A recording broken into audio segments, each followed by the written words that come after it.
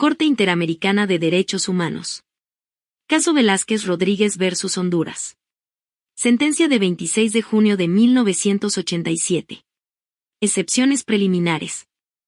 En el caso Velázquez Rodríguez, la Corte Interamericana de Derechos Humanos, integrada por los siguientes jueces: Tomás Buergental, presidente; Rafael Nieto Navia, vicepresidente; Rodolfo E.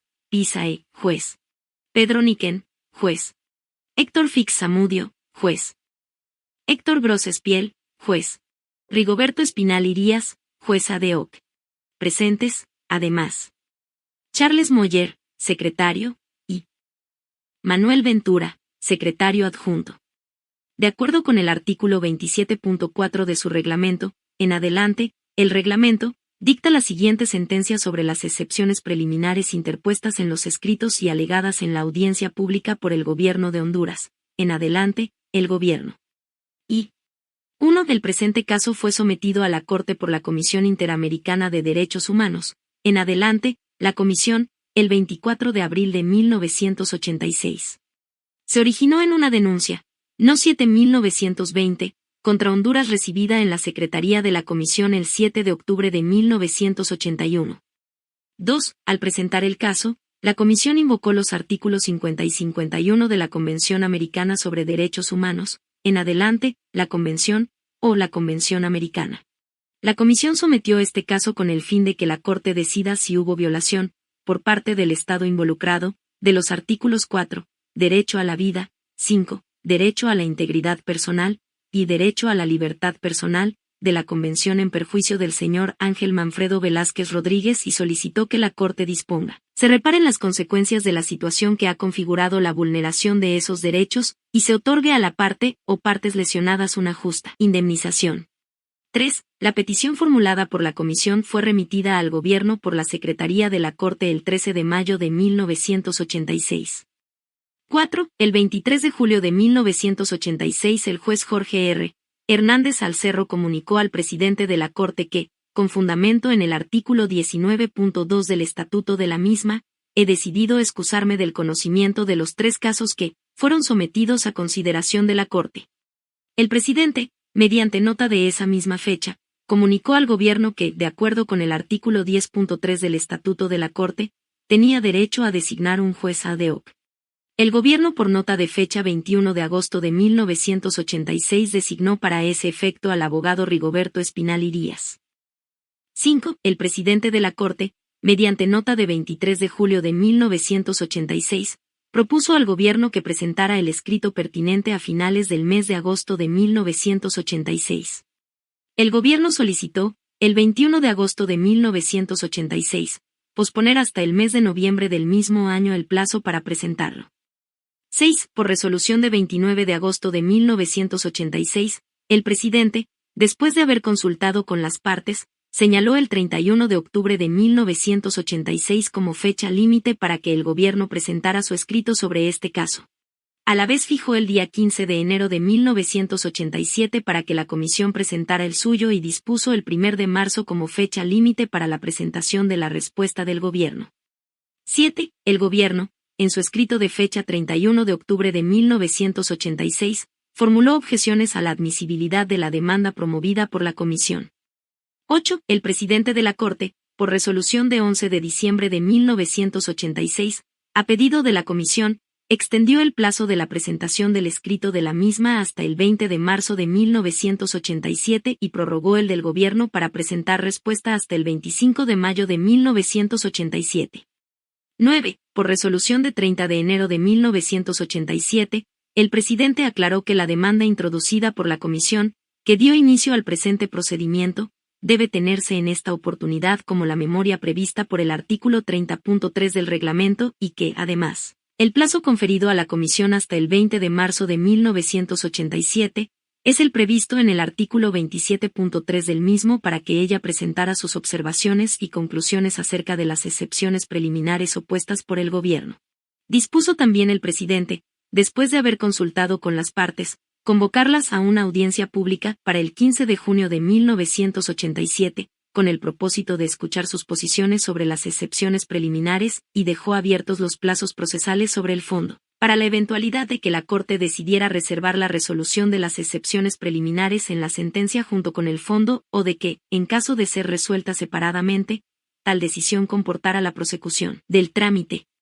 10. Mediante escrito de fecha 13 de marzo de 1987, el Gobierno comunicó que por cuanto la resolución del 30 de enero de 1987 no se circunscribe a asuntos de mero trámite ni a fijación de plazos, sino que incluye una labor interpretativa y de calificación de los escritos presentados, considera deseable, al tenor de lo dispuesto en el artículo 25 del Estatuto de la Corte y del artículo 44, párrafo 2, de su reglamento, que la Corte confirme los términos de la resolución del presidente de la Corte del 30 de enero de 1987, como una medida tendiente a evitar ulterior confusión entre las partes, toda vez que siendo los primeros casos contenciosos que se someten al conocimiento de la misma, resulta especialmente conveniente asegurar el estricto cumplimiento y la correcta aplicación de las normas de procedimiento de la Corte. 11. La Comisión, en escrito que acompañó a sus observaciones de fecha 20 de marzo de 1987, solicitó al presidente que dejara sin efecto el párrafo 3 de la resolución de 30 de enero de 1987 en el cual se fijó la fecha para celebrar la audiencia pública. También expresó que, en ninguna parte de su memoria, el Gobierno de Honduras ha presentado sus objeciones con el carácter de excepciones preliminares. Por su parte, el Gobierno, en nota de 11 de junio de 1987, se refirió a ellas como objeciones preliminares. 12. Mediante nota de 15 de mayo de 1987, el presidente comunicó al Gobierno que, en las audiencias públicas sobre los casos, el Gobierno proceda de primero y sea, luego, seguido por la Comisión. Al presentar su caso, el Gobierno será libre de hacer exposiciones orales y de pedir o presentar la prueba pertinente para los asuntos en consideración. La Comisión tendrá el mismo derecho.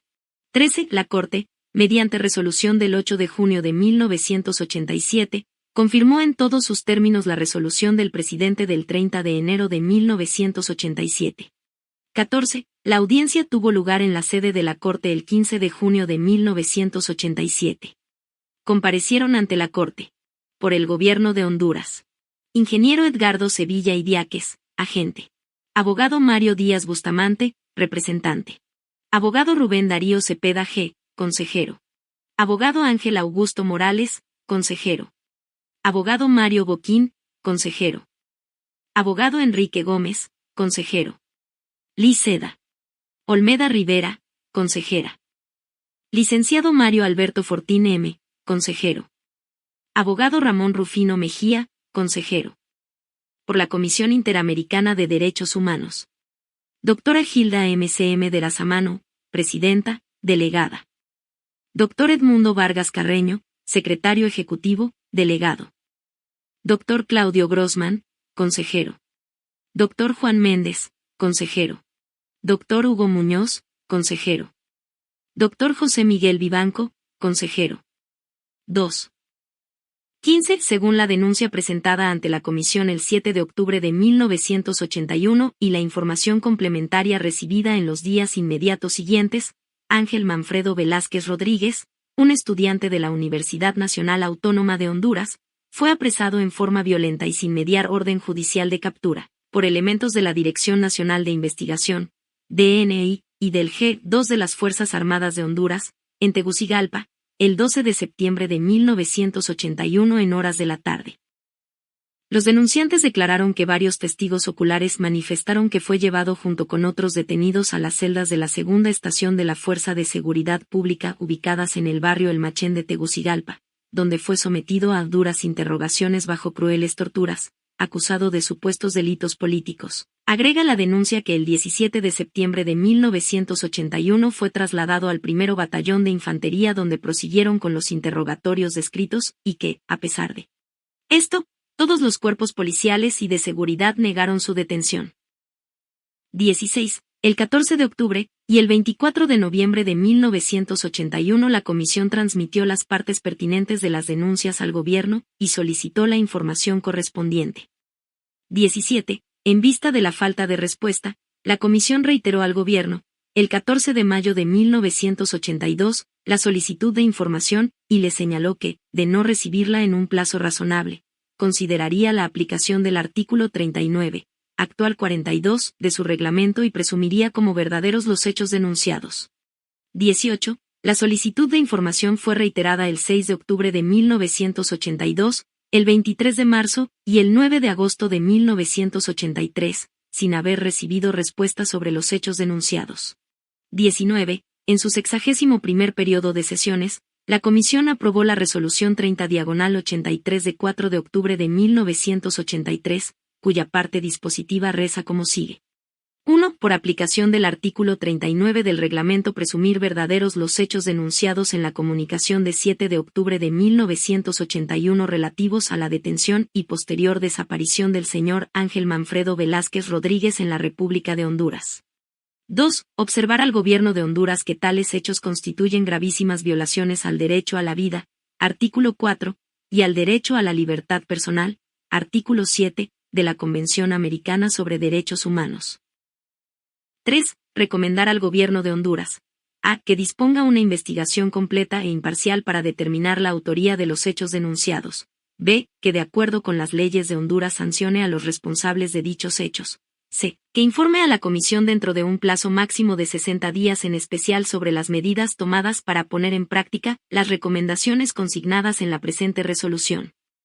4. Si transcurrido el plazo fijado en el numeral 3 de esta resolución el Gobierno de Honduras no presentare observaciones, la Comisión incluirá esta resolución en su informe anual a la Asamblea General de conformidad con el artículo 59 inciso G del reglamento de la Comisión. 20. El 18 de noviembre de 1983 el Gobierno solicitó la reconsideración de la Resolución 30/83, argumentando que no se habían agotado los recursos de la jurisdicción interna, que la Dirección Nacional de Investigación desconocía el paradero de Velázquez Rodríguez, que el Gobierno estaba haciendo todas las diligencias para esclarecer el paradero de la persona en cuestión, y que habían rumores de que Velázquez Rodríguez anda con grupos de guerrilleros de El Salvador. 21. El 30 de mayo de 1984 la Comisión comunicó al Gobierno que, en su 62º periodo de sesiones celebrado en mayo de 1984, había acordado, a la luz de las informaciones suministradas por vuestro ilustrado Gobierno, reconsiderar la Resolución 30/83, continuando con el estudio del caso, y solicitó información, entre otros aspectos, sobre el agotamiento de los recursos de la jurisdicción interna.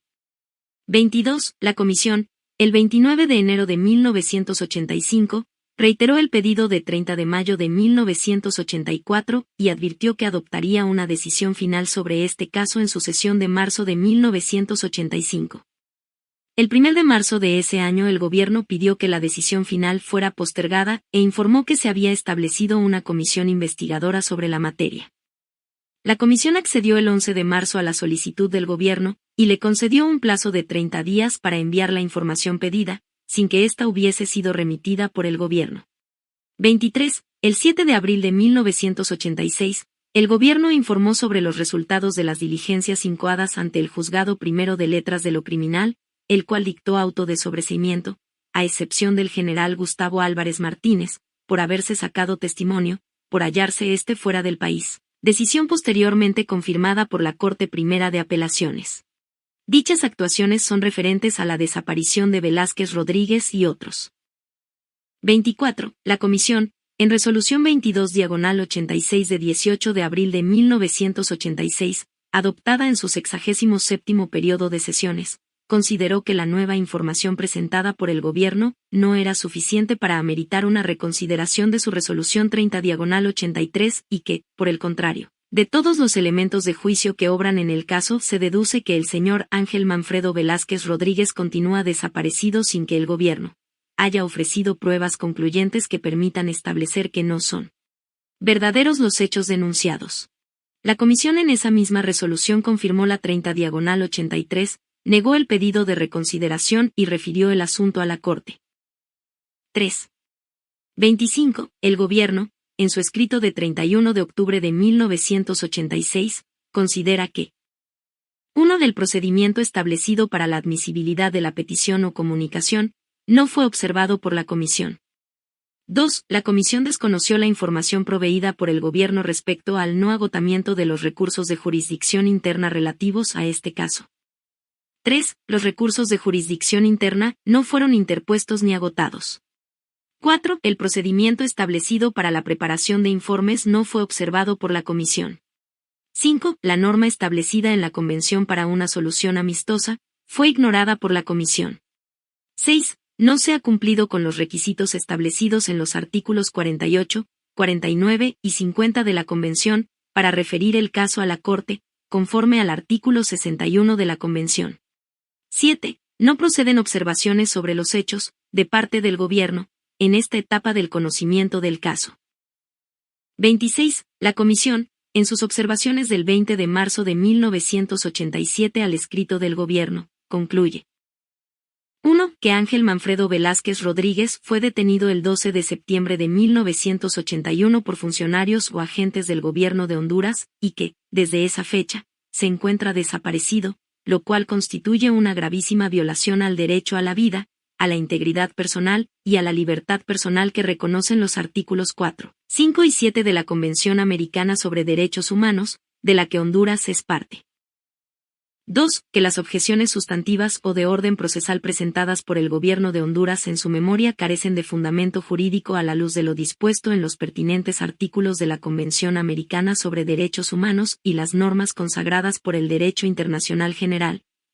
3. Que, habiendo Honduras reconocido la jurisdicción obligatoria de la Corte Interamericana de Derechos Humanos, la Comisión reitera su petición para que esa ilustre Corte, en aplicación del artículo 63, numeral 1, de la Convención Americana sobre Derechos Humanos decida que en el presente caso hubo violación de los derechos a la vida, artículo 4, a la integridad personal, artículo 5, y a la libertad personal, artículo 7, consagrados en la mencionada Convención, disponga que se reparen las consecuencias de la situación que ha configurado la vulneración de esos derechos, así como también se otorgue a la parte o partes lesionadas una justa indemnización. 4. 27. La Corte es competente para conocer del presente caso.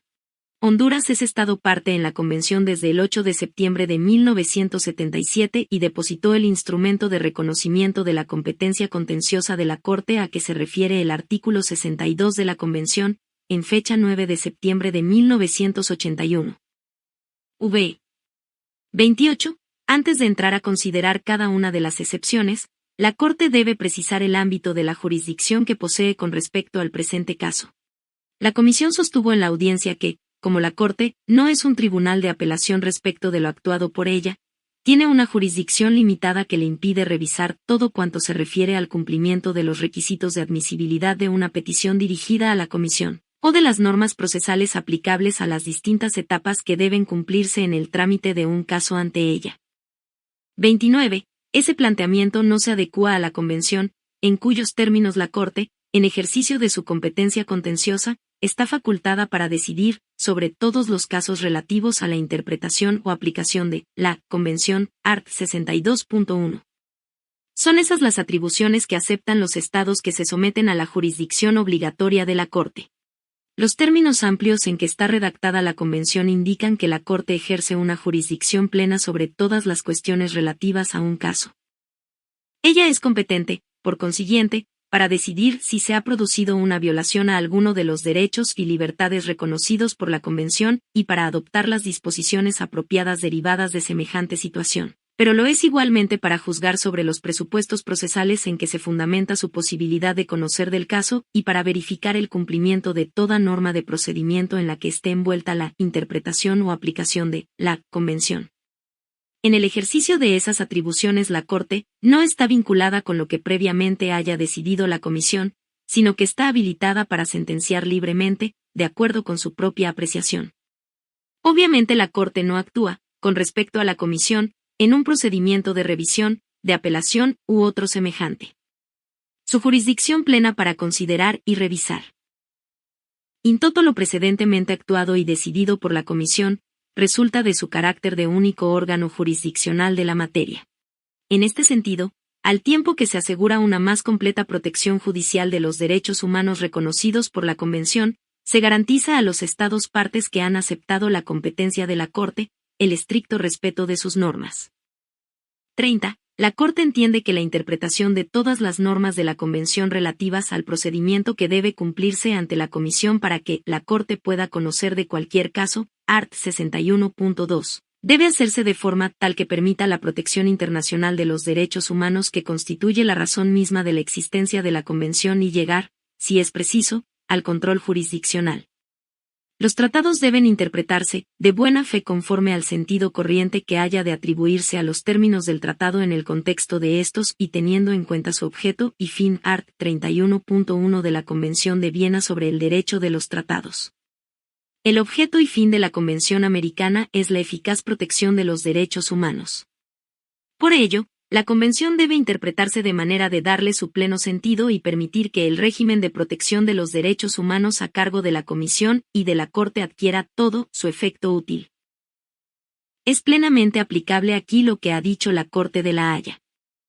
Considerando que, en caso de duda, las cláusulas de un compromiso por el cual un diferendo es sometido a la Corte, deben ser interpretadas, si con ello no se violentan sus términos, de manera que se permita a dichas cláusulas desplegar su efecto útil.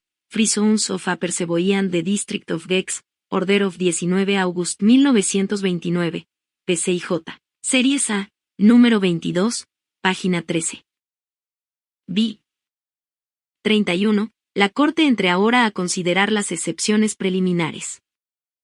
32. Según lo alegado por el Gobierno en el presente caso, resulta que las excepciones preliminares que la Corte debe considerar son: a. Falta de declaración formal de admisibilidad por la Comisión.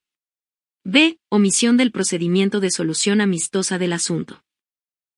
C. Falta de realización de una investigación in loco. D. Omisión de una audiencia previa. E. Aplicación indebida de los artículos 50 y 51 de la Convención. Y F. No agotamiento de los recursos internos de jurisdicción interna.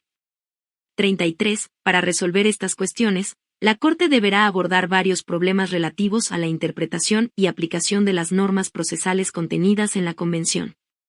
Para ese fin, la Corte tiene en cuenta, en primer lugar, que, en la jurisdicción internacional, la inobservancia de ciertas formalidades no siempre es relevante, pues lo esencial es que se preserven las condiciones necesarias para que los derechos procesales de las partes no sean disminuidos o desequilibrados, y para que se alcancen los fines para los cuales han sido diseñados los distintos procedimientos.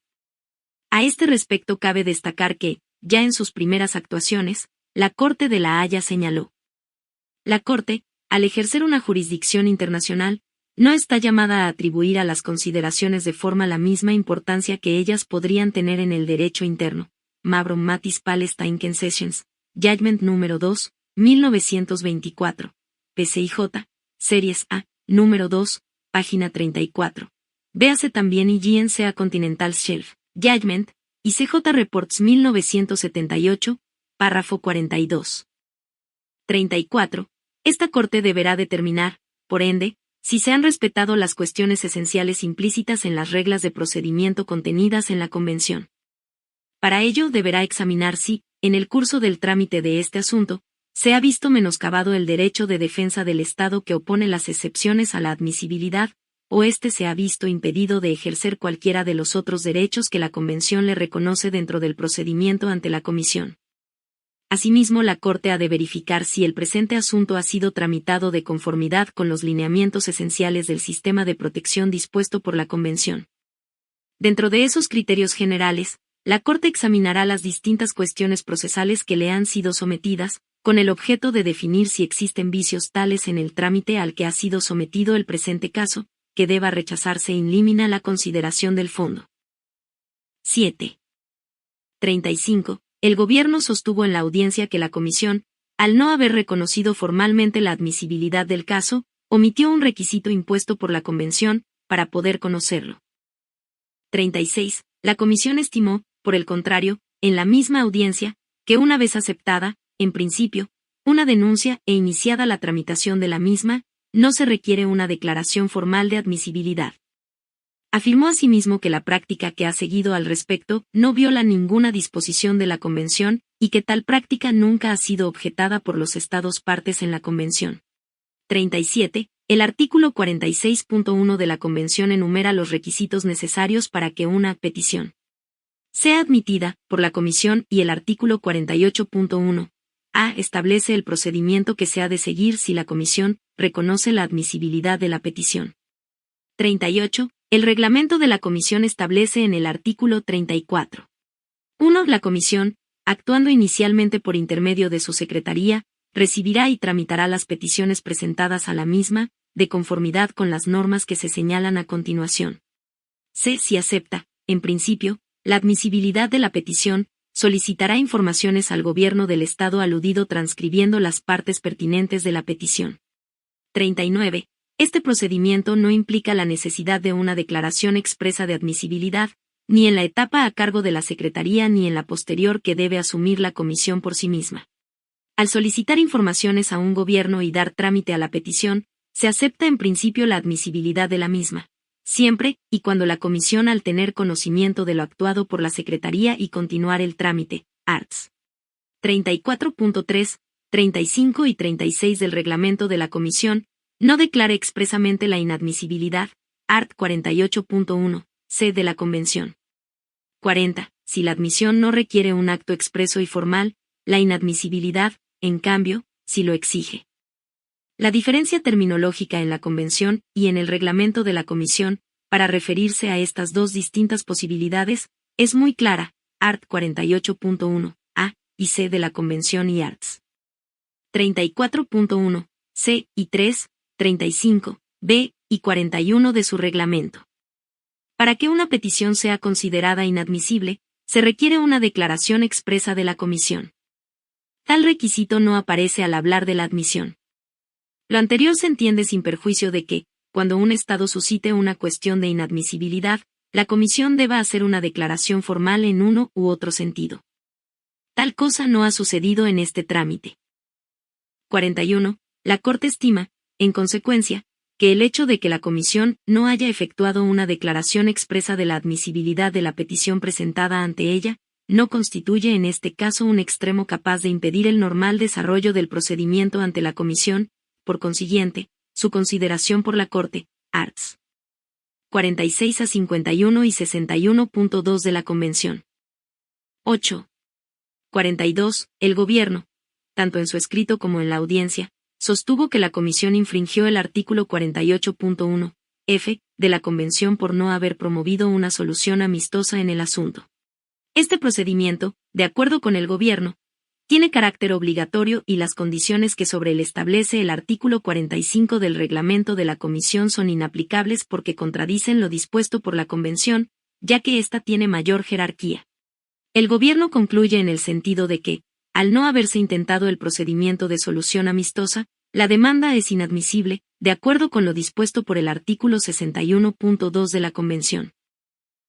43. Por su parte, la Comisión sostuvo que el procedimiento de solución amistosa no tiene carácter imperativo y que en este caso no era posible realizarlo, en virtud de sus características especiales, pues los hechos están imperfectamente definidos por falta de cooperación del Gobierno, y éste no ha reconocido ninguna responsabilidad.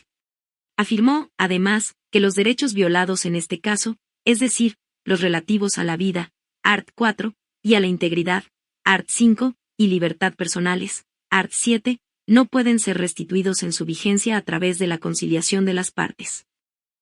44. Desde un punto de vista literal, la frase utilizada por el artículo 48.1, f, de la Convención, la Comisión, se pondrá a disposición de las partes interesadas, a fin de llegar a una solución amistosa, parece establecer un trámite obligatorio.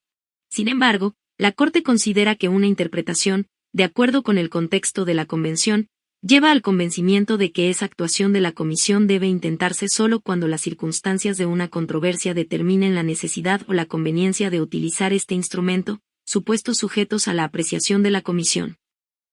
45. El artículo 45.2 del reglamento de la Comisión establece que, para que la Comisión ofrezca a las partes actuar como órgano de solución amistosa del asunto será necesario que se hayan precisado suficientemente las posiciones y pretensiones de éstas, y que, a juicio de la Comisión, el asunto por su naturaleza sea susceptible de solucionarse mediante la utilización del procedimiento de solución amistosa. Lo anterior significa que la Comisión posee facultades discrecionales, pero de ninguna manera arbitrarias, para decidir, en cada caso, si resulta conveniente o adecuado el procedimiento de solución amistosa para resolver el asunto en beneficio del respeto a los derechos humanos. 46. con independencia de si en este caso se han precisado o no las posiciones y pretensiones de las partes y del grado de cooperación del gobierno con la Comisión, cuando se denuncia la desaparición forzada de una persona por acción de las autoridades de un Estado, y éste niega que dichos actos se han realizado. Resulta muy difícil lograr un acuerdo amistoso que se traduzca en el respeto de los derechos a la vida, a la integridad y libertad personales. La Corte, tomando en consideración todas las circunstancias existentes en el presente caso, entiende que no es objetable la actuación de la Comisión a propósito de la solución amistosa. 9. 47. Por otra parte, en la audiencia, el gobierno señaló que la Comisión no había realizado una investigación in loco para verificar los hechos denunciados en este caso, no obstante que, en su opinión, se trata de un trámite obligatorio e indispensable, según lo dispuesto por el artículo 48.2 de la Convención. 48. La Comisión objetó este razonamiento en la misma audiencia, por considerar que la investigación in loco no es imperativa y que solo debe ordenarse en los casos graves y urgentes. Dijo la Comisión, además, que tal diligencia no fue solicitada por las partes, ni es posible ordenarla de oficio en todas las denuncias individuales, muy numerosas, que se presentan ante ella. 49. Al respecto, la Corte considera que, del contexto de los preceptos que regulan las citadas investigaciones in loco, arts. 48.2 de la Convención, 18, g del Estatuto de la Comisión y 44 y 55 a 59 de su reglamento, se infiere que este instrumento de comprobación de hechos está sujeto a la apreciación discrecional de la Comisión para acordarlo de oficio o a petición de las partes, dentro de las hipótesis previstas por las citadas disposiciones normativas, y no es obligatorio dentro del procedimiento regulado por el artículo 48 de la Convención. 50. Por tanto, la omisión del procedimiento de investigación in loco no hace inadmisible en este caso la demanda interpuesta por la Comisión. 51. El gobierno expuso en la audiencia con la Corte un argumento similar en el sentido de que la Comisión estaba obligada a realizar una audiencia previa, de acuerdo con el artículo 48.1 de la Convención, a fin de esclarecer los hechos denunciados, como un requisito anterior a la resolución 30/83, por la cual la Comisión tuvo por comprobados dichos hechos con base en la presunción prevista en el artículo 42, antiguo 39, del reglamento de la Comisión. 52. La Comisión sostuvo que la celebración de una audiencia previa para recabar información adicional no constituye un trámite obligatorio que deba efectuarse con anterioridad al informe, en los términos de los artículos 48.1 de la Convención y 43 de su reglamento, y que no fue solicitada por el Gobierno. 53. La Corte considera que la audiencia previa, como etapa procesal, solo procede cuando la Comisión lo estime necesario para completar la información proporcionada por las partes, o cuando éstas lo soliciten expresamente. En dicha audiencia la Comisión podrá pedir al representante del Estado contra el cual se presenta la denuncia, cualquier información pertinente, y recibir, si así se le solicita, las exposiciones verbales o escritas que presenten los interesados. 54. En el presente caso, ni los denunciantes ni el Gobierno solicitaron la celebración de la audiencia, y tampoco la Comisión la estimó necesaria. 55. En tal virtud, la Corte concluye que esta excepción preliminar opuesta por el Gobierno es infundada. 11. 56. En el petitorio relativo a las cuestiones de admisibilidad, el Gobierno ha solicitado que la Corte declare que la Comisión no agotó los procedimientos establecidos en los artículos 48 a 50 de la Convención, sin cuyo cumplimiento no debió haber referido el caso a la Corte, al tenor del artículo 61.2 de la misma. La alegación del Gobierno ha hecho referencia a la omisión de toda tentativa de arreglo amistoso fundado en lo dispuesto por el artículo 48.1 f, cuestión esta que ya ha sido considerada por la Corte, supra. 42 a 46, así como a otras particularidades que ha tenido el trámite del presente asunto y que, a juicio del Gobierno, no se adecúan a lo pautado por los artículos 50 y 51 de la Convención. Los fundamentos concretos de este último planteamiento serán objeto de análisis por la Corte, después de formular algunas consideraciones generales sobre el procedimiento dispuesto por los artículos 48 al 50 de la Convención y su relación con el artículo 51, lo cual es necesario para situar las objeciones formuladas por el Gobierno en el contexto legal dentro del cual deben ser decididas. 57. el artículo 61.2 de la Convención dice: para que la Corte pueda conocer de cualquier caso, es necesario que sean agotados los procedimientos previstos en los artículos 48 a 50. 58. Sin perjuicio de lo expuesto en los párrafos 29 y 30, el agotamiento de los procedimientos dispuestos por los artículos 48 al 50 de la Convención es un requisito para someter un asunto a la Corte que tiene por objeto la búsqueda de una solución satisfactoria del caso, que sea aceptada por las partes, antes de acudir a la instancia jurisdiccional. De este modo, para que un caso pueda ser introducido a la Corte y ser decidido por ella en términos que no requieren la aceptación de las partes, se ofrece a estas la posibilidad de adoptar las disposiciones necesarias para solucionar la situación planteada, dentro del respeto debido a los derechos humanos reconocidos por la Convención. 59. En el procedimiento de los artículos 48 a 50 está presente un propósito más amplio de la protección internacional a los derechos humanos, como es el de obtener el cumplimiento de las obligaciones a cargo de los Estados y particularmente, en este contexto, del deber jurídico de cooperar para la investigación y el remedio de las violaciones a los derechos humanos que les pudieran ser imputadas. Dentro de ese propósito general, el artículo 48.1 f abre la posibilidad de un arreglo amistoso logrado con los buenos oficios de la Comisión, mientras que el artículo 50 prevé que, si el asunto no ha sido solucionado, la Comisión debe preparar un informe que puede incluir, por propia iniciativa, sus recomendaciones y proposiciones para resolver satisfactoriamente el caso planteado.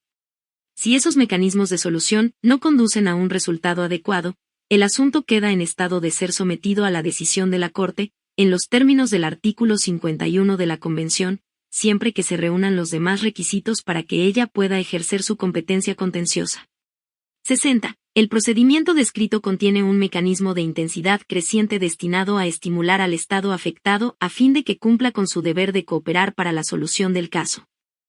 Se ofrece así al Estado la posibilidad de resolver el asunto antes de verse demandado ante la Corte, y al reclamante la de obtener un remedio apropiado de una manera más rápida y sencilla. Se trata, con todo, como se dijo, de dispositivos cuyo funcionamiento y eficacia dependerán de las circunstancias de cada caso, en especial de la naturaleza de los derechos afectados, de las características de los hechos denunciados y de la voluntad de cooperación del gobierno involucrado para la investigación del asunto y para la adopción de las medidas necesarias para solventarlo. 61. El artículo 50 de la Convención dispone: 1. De no llegarse a una solución, y dentro del plazo que fije el Estatuto de la Comisión, ésta redactará un informe en el que expondrá los hechos y sus conclusiones. Si el informe no representa, en todo o en parte, la opinión unánime de los miembros de la Comisión, cualquiera de ellos podrá agregar a dicho informe su opinión por separado. También se agregarán al informe las exposiciones verbales o escritas que hayan hecho los interesados en virtud del inciso 1, del artículo 48. 2. El informe será transmitido a los estados interesados, quienes no estarán facultados para publicarlo. 3. Al transmitir el informe, la Comisión puede formular las proposiciones y recomendaciones que juzgue adecuadas. La citada disposición contempla el último paso en el procedimiento a cargo de la Comisión, antes de que el caso bajo consideración quede listo para ser sometido a la Corte. El supuesto de aplicación de dicho artículo lo configura la circunstancia de no haberse llegado a una solución en las etapas previas del procedimiento. 62. Por su parte, el artículo 51 de la Convención señala: 1. Si en el plazo de 3 meses, a partir de la remisión a los estados interesados del informe de la Comisión, el asunto no ha sido solucionado o sometido a la decisión de la Corte por la Comisión o por el estado interesado, aceptando su competencia, la Comisión podrá emitir, por mayoría absoluta de votos de sus miembros, su opinión y conclusiones sobre la cuestión sometida a su consideración. 2. La Comisión hará las recomendaciones pertinentes y fijará un plazo dentro del cual el Estado debe tomar las medidas que le competan para remediar la situación examinada.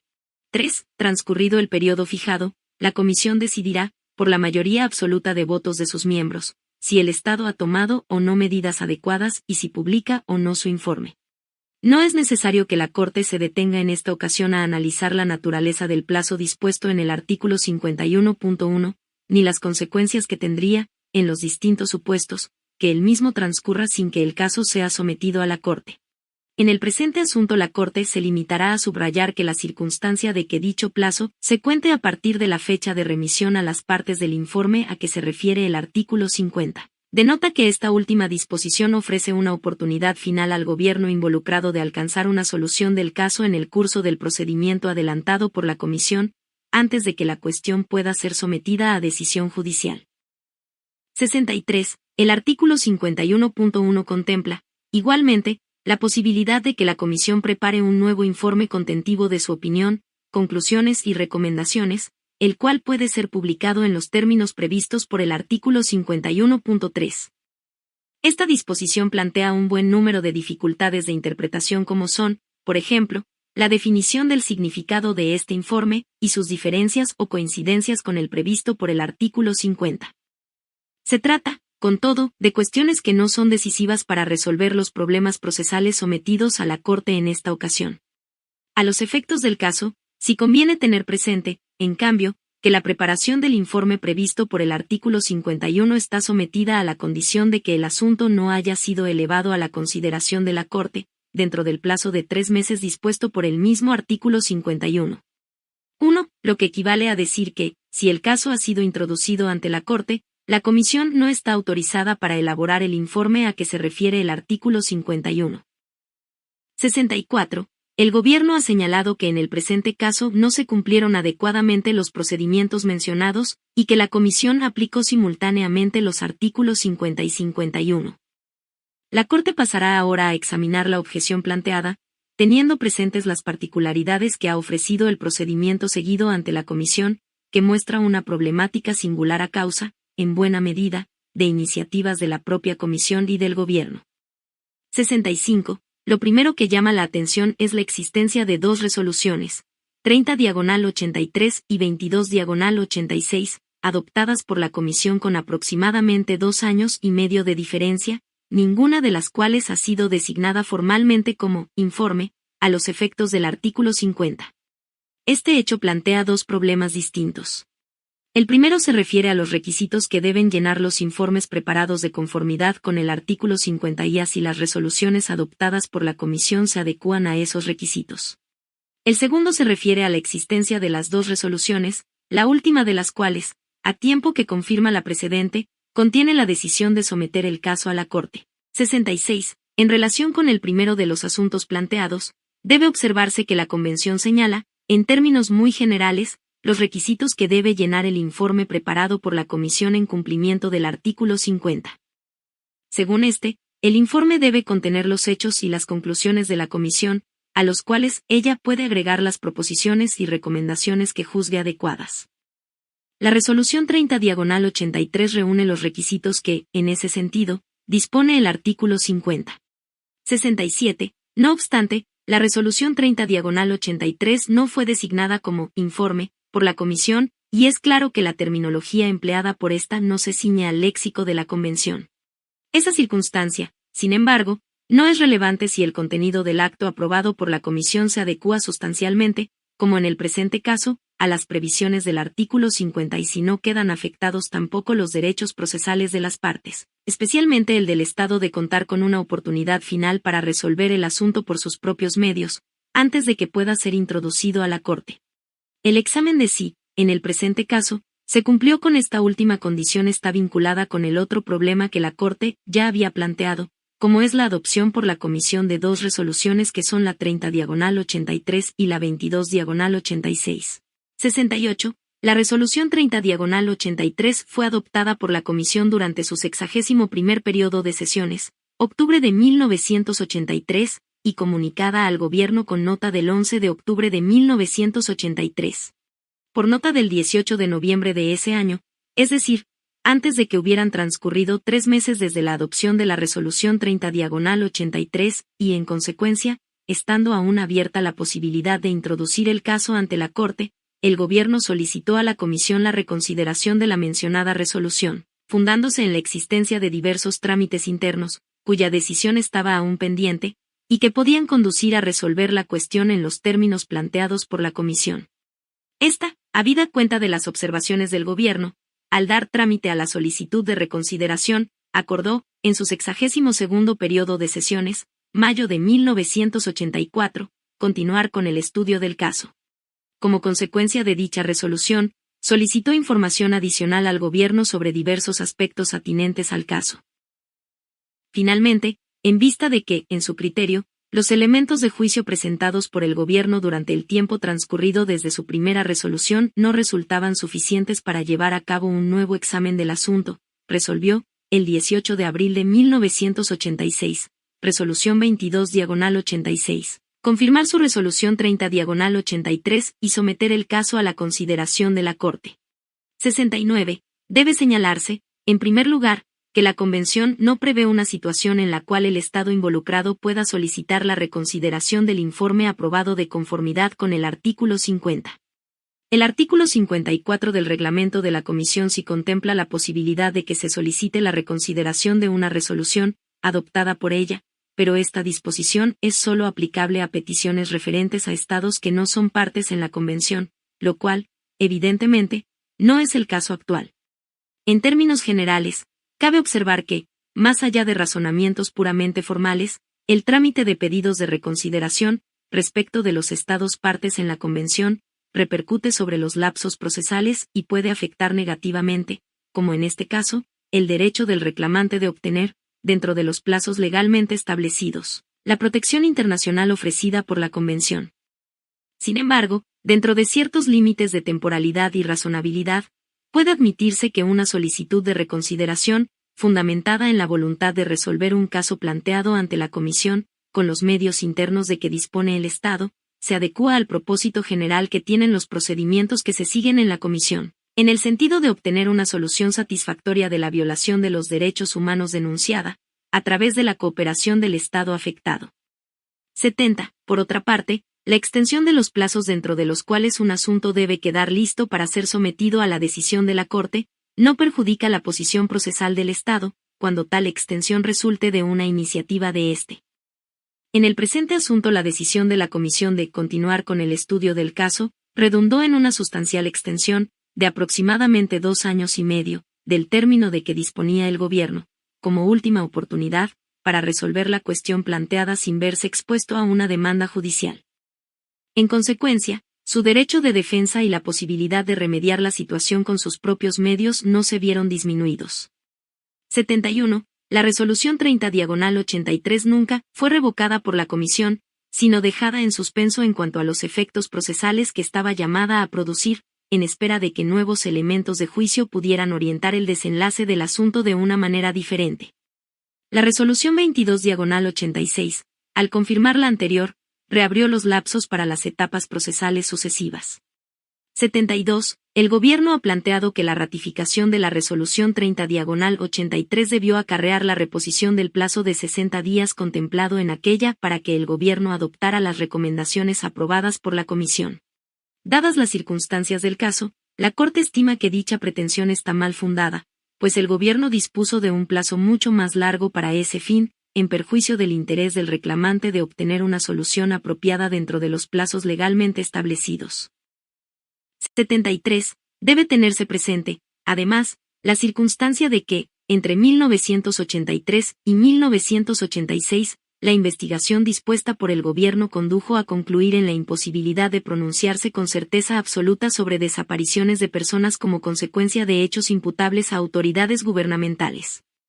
En el mismo sentido, el Gobierno había informado a la Comisión, por nota del 7 de abril de 1986, que el Juzgado de Letras Primero de lo Criminal había sobreseído las diligencias relativas a la desaparición de Manfredo Velázquez, fallo confirmado por la Corte Primera de Apelaciones, a excepción del general Gustavo Álvarez Martínez, por haberse sacado testimonio, por hallarse éste fuera del país.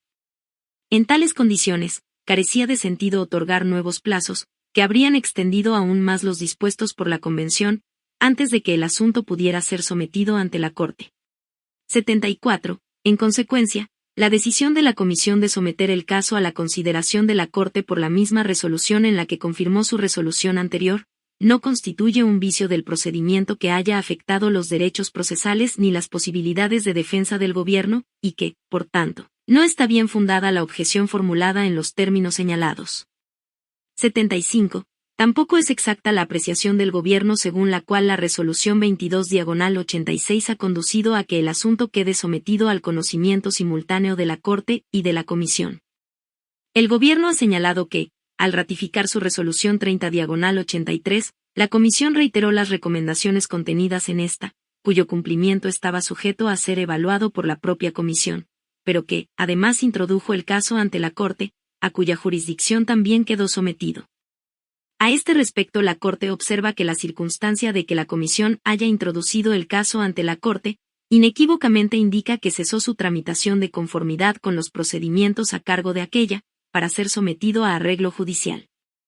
La presentación de la demanda ante la Corte acarrea, ipso jure, el término de la sustanciación del asunto por la Comisión, sin perjuicio de que por aplicación de lo dispuesto en el artículo 42.2 del reglamento, un acuerdo amistoso entre las partes, aprobado por esta, conduzca a la cancelación de la instancia y a la finalización del procedimiento judicial.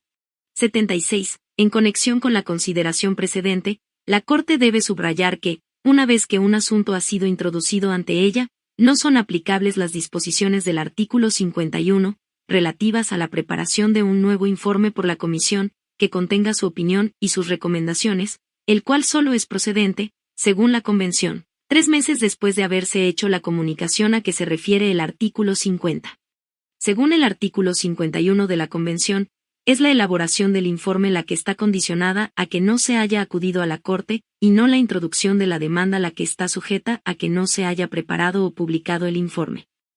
En consecuencia, si la Comisión procede a preparar o a publicar el informe del artículo 51, a pesar de haber introducido ya el caso ante la Corte, puede considerarse que ha aplicado indebidamente las disposiciones de la Convención, circunstancia esta que puede afectar el valor jurídico del informe, pero que no acarrea la inadmisibilidad de la demanda puesto que, como se dijo, el texto de la Convención no condiciona, de ninguna manera, la introducción de la instancia a la no publicación del informe previsto por el artículo 51. 77. Por tanto, aun cuando los requerimientos de los artículos 50 y 51 no fueron observados a cabalidad, este hecho en ninguna forma ha perjudicado los derechos del gobierno, y en consecuencia, no hay lugar a declarar inadmisible la demanda por esas razones. 78.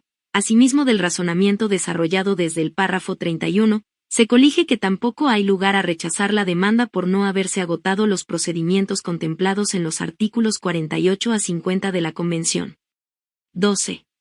79. El Gobierno ha objetado, además, la admisibilidad del caso ante la Comisión, por considerar que los recursos internos no fueron previamente agotados. 80. En relación con el tema se advierte que a pesar de que el trámite del asunto ante la Comisión se inició el 7 de octubre de 1981, esta materia fue planteada por el Gobierno solamente el 18 de noviembre de 1983 cuando al solicitar la reconsideración de la resolución 30/83, señaló que la jurisdicción interna de mi país no ha sido agotada, porque un recurso de exhibición personal está pendiente. La Comisión, por su parte, en nota del 30 de mayo de 1984, relativa a la solicitud de reconsideración introducida por el Gobierno, pidió información sobre si, a la fecha se habían agotado los recursos de la jurisdicción interna. Finalmente, la resolución 22/86 señaló que se configura en este caso, además, un hecho de retardo injustificado en la administración de justicia. 81. En la fase escrita del procedimiento ante la Corte, el Gobierno expresó que el peticionario no ha demostrado a la Comisión que los recursos internos hayan sido previamente agotados o interpuestos. Dicho planteamiento fue ratificado en la audiencia en la que, además, se agregó que la exhibición personal no agota los recursos internos según el derecho hondureño. 82. La Comisión, tanto en su escrito del 20 de marzo de 1987 como en la audiencia, sostuvo que los recursos internos sí se agotaron pues los varios que se interpusieron resultaron infructuosos.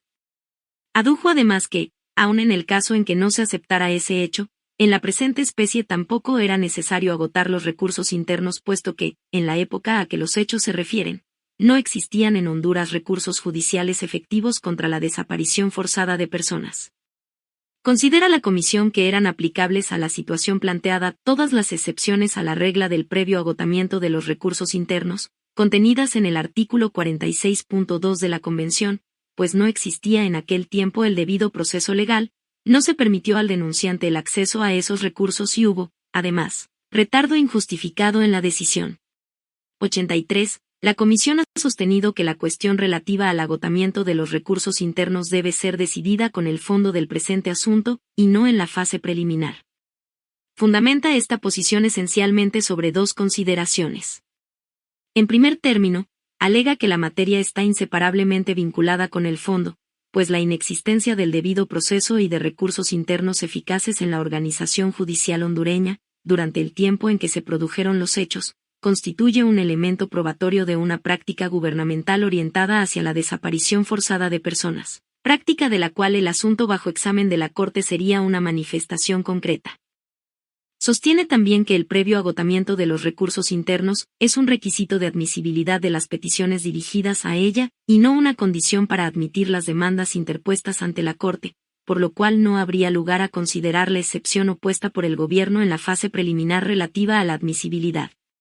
84. La Corte ante todo debe reiterar que, si bien el agotamiento de los recursos internos es un requisito de admisibilidad ante la Comisión, la determinación de si tales recursos se han interpuesto y agotado, o si se está en presencia de una de las excepciones a la exigibilidad de dicho requisito, es una cuestión relativa a la interpretación o aplicación de la Convención que, como tal, cae dentro de la competencia contenciosa de la Corte al tenor de lo dispuesto por el artículo 62.1 de la Convención, supra.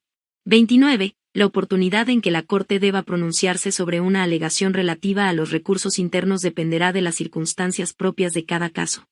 Nada se opone, en principio, a que la Corte resuelva como excepción preliminar un desacuerdo entre las partes relativo al agotamiento de los recursos internos, en particular cuando tal excepción sea desestimada por la Corte, o, por el contrario, que lo decida junto con el fondo.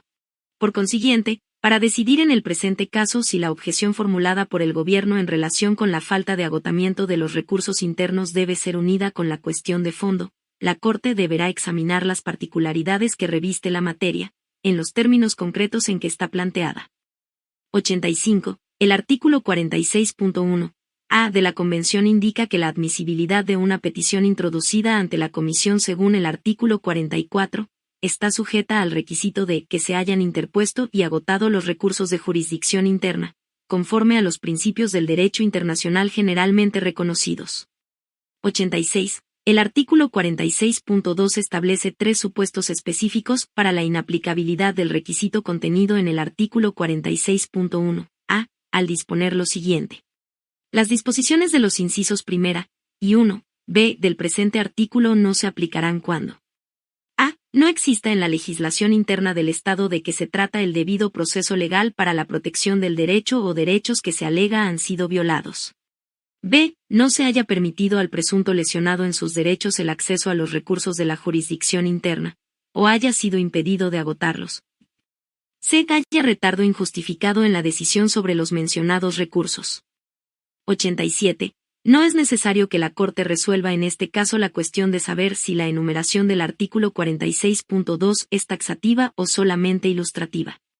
Sin embargo, la referencia a los principios del derecho internacional generalmente reconocidos indica, entre otras cosas, que esos principios no son relevantes solamente para determinar en qué situaciones se exime del agotamiento de los recursos, sino también porque son elementos necesarios para el análisis que la Corte haga al interpretar y aplicar las reglas establecidas en el artículo 46.1 A, por ejemplo, al tratar problemas relativos a la forma como debe probarse el no agotamiento de los recursos internos o a quien tiene la carga de la prueba o, incluso, que debe entenderse por recursos internos.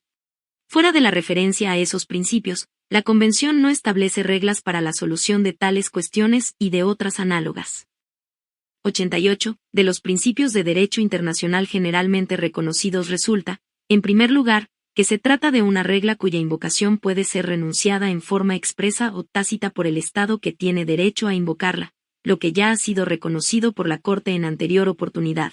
V. Asunto de Viviana Gallardo y otras. Decisión del 13 de noviembre de 1981, Noge 101/81. Serie A, párrafo 26.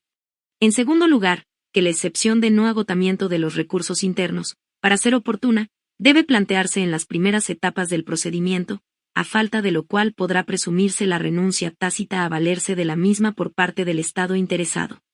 En tercer lugar, que el Estado que alega el no agotamiento tiene a su cargo el señalamiento de los recursos internos que deben agotarse y de su efectividad. 89.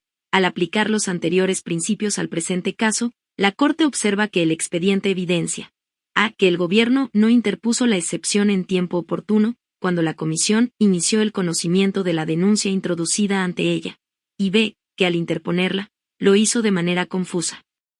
Así, por ejemplo, en su nota del 18 de noviembre de 1983, señaló que la jurisdicción interna no estaba agotada porque un recurso de exhibición personal estaba pendiente, mientras que en la audiencia sostuvo que el recurso de exhibición personal no agota los recursos internos.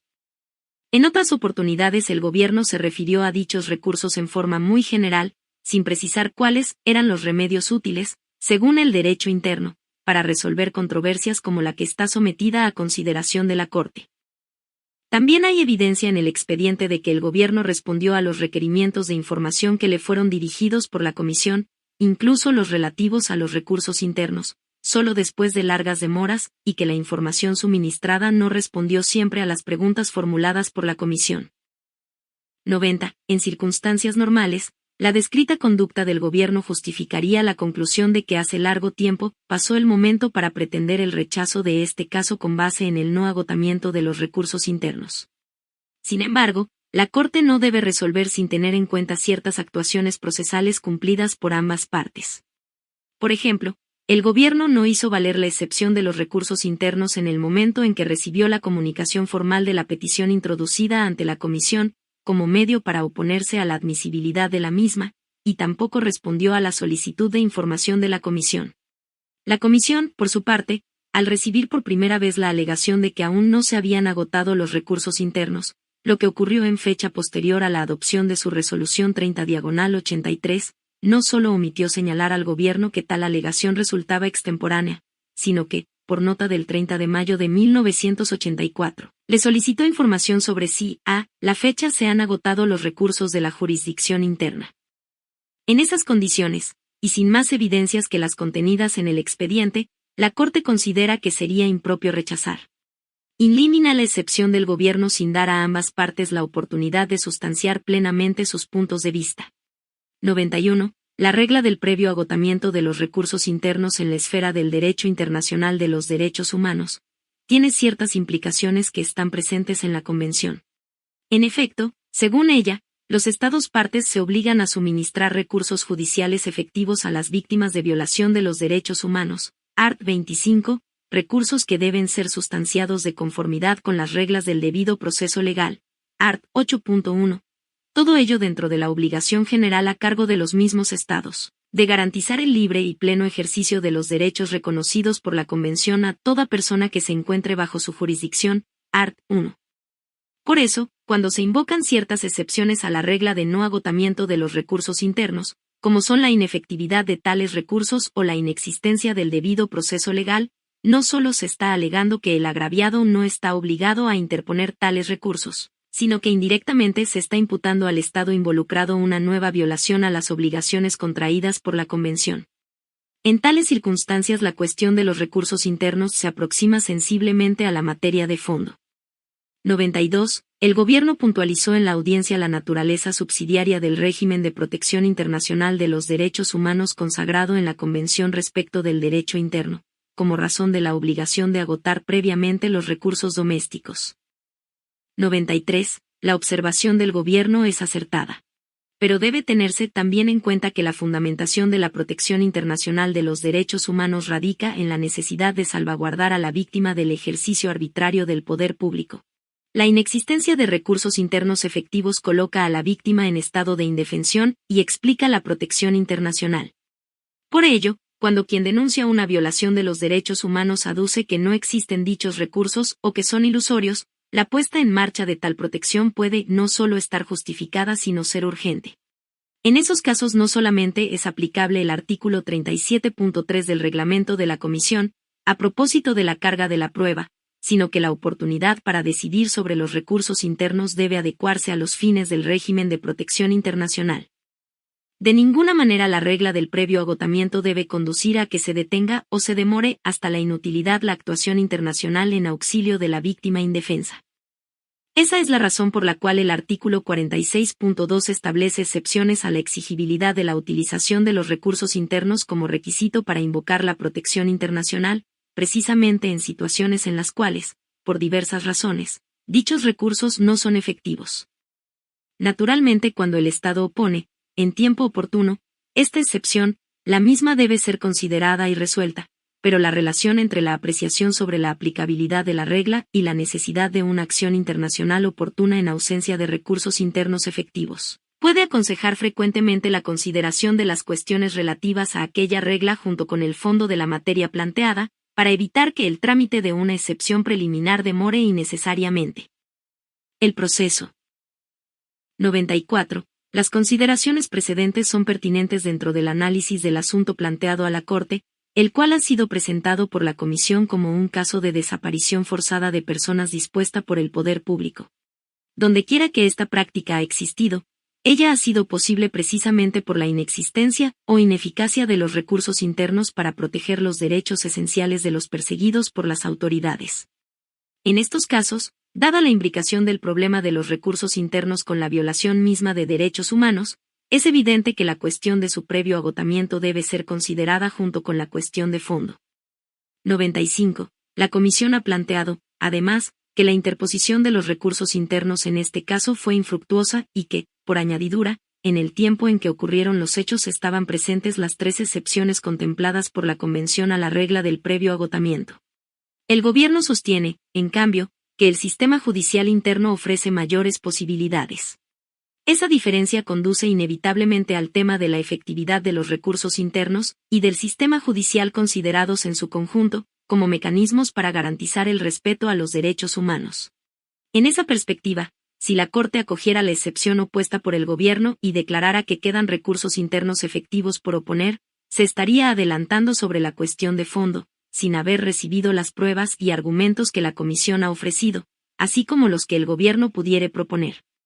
Si, en cambio, declarara que los recursos internos efectivos se han agotado o que no existieron, estaría prejuzgando sobre el fondo en contra del Estado involucrado. 96. Por tanto, las cuestiones relativas al agotamiento y efectividad de los recursos internos aplicables al presente caso deben ser resueltas junto con las cuestiones de fondo. 97. El artículo 1 de enero del 45 del reglamento dispone que, a sentencia contendrá 1. El pronunciamiento sobre las costas, si procede. La Corte reservará su pronunciamiento sobre este punto para decidirlo con la cuestión de fondo. Por tanto, la Corte, por unanimidad, 1. Desestima las excepciones preliminares opuestas por el Gobierno de Honduras, salvo la referente al no agotamiento de los recursos de jurisdicción interna que ordena unir a la cuestión de fondo. Por unanimidad. 2. Continúa con el conocimiento del presente caso. Por unanimidad. 3. Reserva el pronunciamiento sobre costas para decidirlo con la cuestión de fondo. Redactada en español e inglés, haciendo fe el texto en español. Leída en sesión pública en la sede de la Corte en San José, Costa Rica, el día 26 de junio de 1987. Tomás Buergental. Presidente. Rafael Nieto Navia Rodolfo Pisae. Pedro Niquen Héctor Fix Zamudio. Héctor Gros Espiel Rigoberto Espinal Irías. Charles Moller. Secretario. Comuníquese y ejecútese. Tomás Buergental. Presidente. Charles Moller. Secretario.